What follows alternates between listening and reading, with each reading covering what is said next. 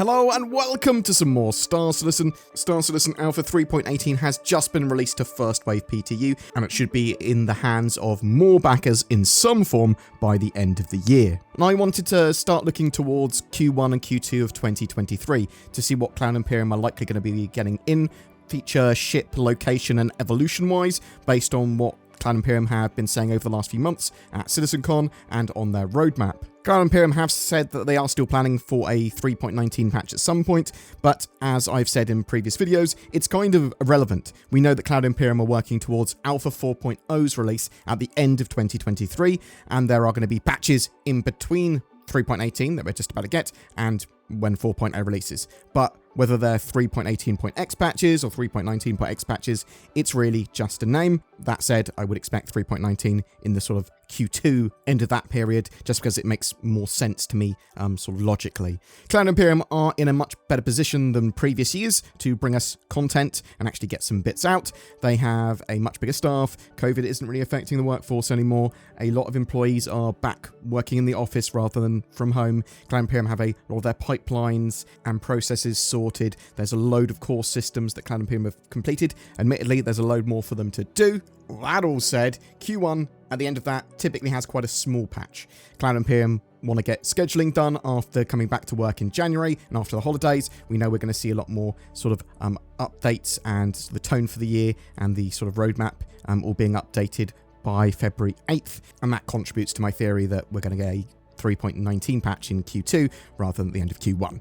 So let's talk about the evolution of 3.18 and things that Cloud Imperium are going to be working on immediately for the next patch or two. So, persistent entity streaming. We might see things like shard affinity being worked on, enabling us to get back onto servers that we were previously on.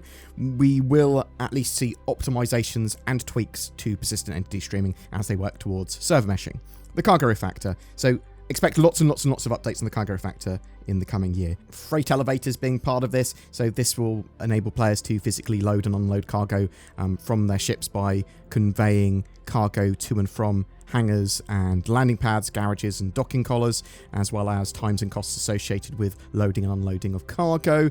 Persistent hangars and hangar management's a thing that Cloud Imperium are working on, so this grants players the ability to have their own persistent hangars, and also brings changes to the cargo gameplay loop by allowing players to pack their grids manually. Ship tractor beams are a focus too. These will enable the movement of cargo and the towing of objects or ships. So all of that big cargo refactor improvements beyond what we've got in 3.18 that I would expect to see in the first couple of quarters of 2023. Salvage.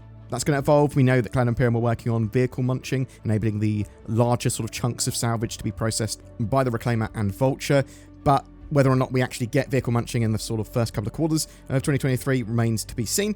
We are, however, almost certainly going to see some minor updates to salvage and how it fits into the economy before that.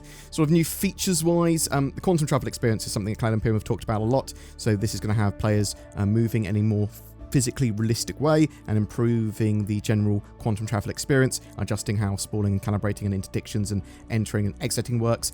Expect to see different sort of interdiction events. We know that Cloud Imperium are working on the master mode changes, so they want to have a combat mode and a nav mode. So combat mode, you have weapons and shields and your sort of utility items that you can use freely, but you can't quantum travel, you can't go above your sort of SCM speeds, but in nav mode, you can cruise, you can go very fast, well above your SCM speeds, you can quantum jump, you can boost, which is like a little short range quantum jump, but you cannot use your weapons or shields, which makes you very vulnerable, but this makes combat a lot more sort of deliberate.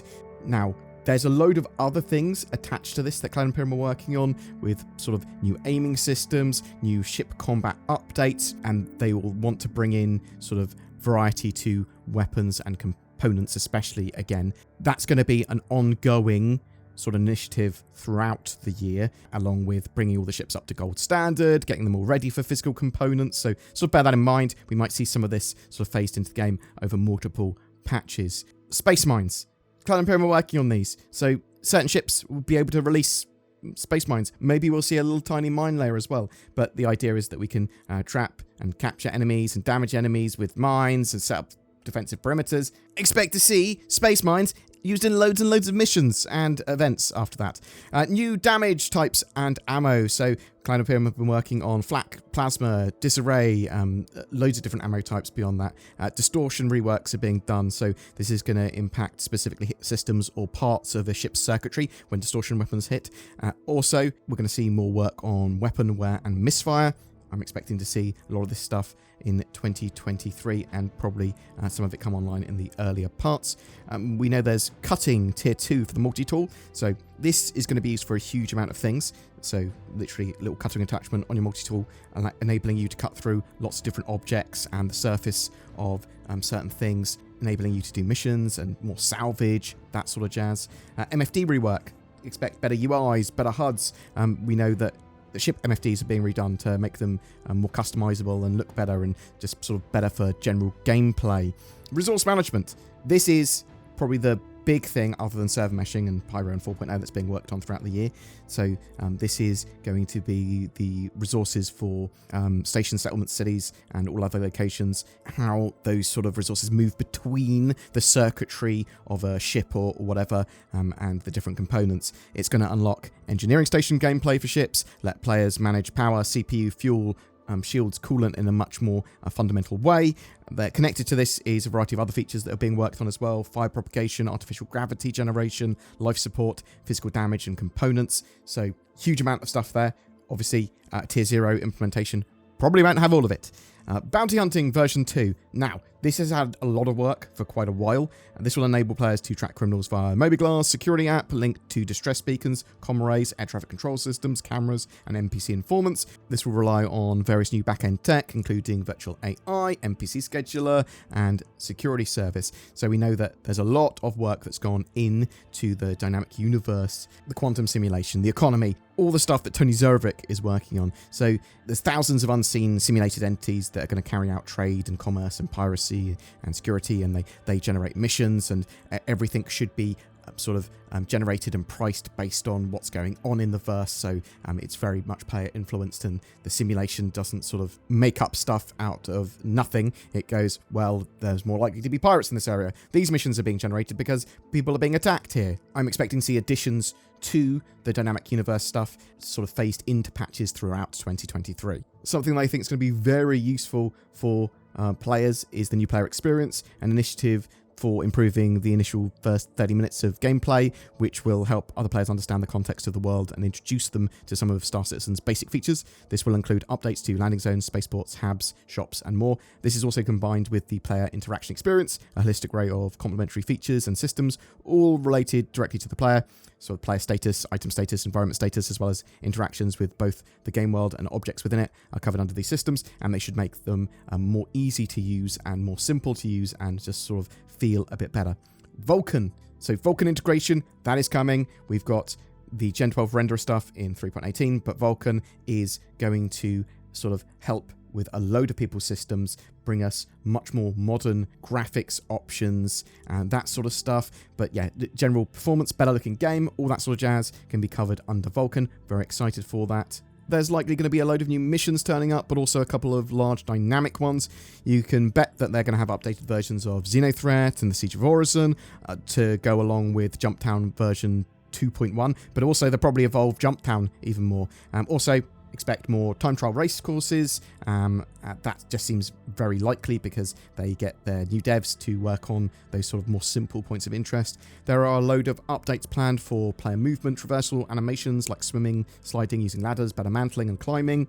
You can expect a load of NPC updates too. We know they've been working on janitors, for example, actually useful in the cleanup of items at landing zones in a more believable way, especially once we have the persistent entity streaming in our hands and a bit optimized. We are going to need ways of dealing with sort of someone's put 200 picos in a big pile and they just disappeared. Well, actually, they can get cleaned up over a period of time. So by janitors. So I think that's actually quite a good idea. We know that some ships are getting attention. The Cloud Imperium are working on these for the first half of 2023, some of which may very well be completed for the first 2 quarters. So we've got the Origin X1, that sort of luxury space hover bike, and we've got the Santok Yai, the Xi'an medium fighter, and the Argo SRV, which sort of makes sense because this is the tractor beam tow truck, and we know that Cloud Imperium are working on ship-based tractor beams. We've got the Hull C, which looks to be almost ready, and Cloud Imperium just said they wanted to get the cargo factor in before releasing it.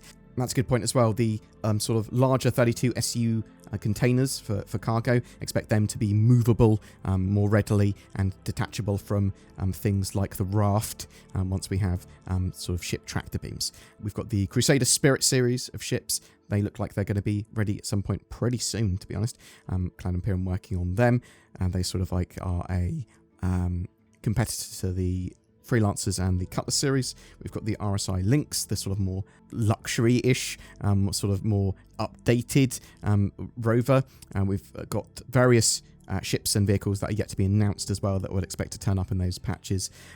Expect to see various currently flyable ships become sort of derelicts and points of interest in game as well, and be used for various different types of missions and settlements.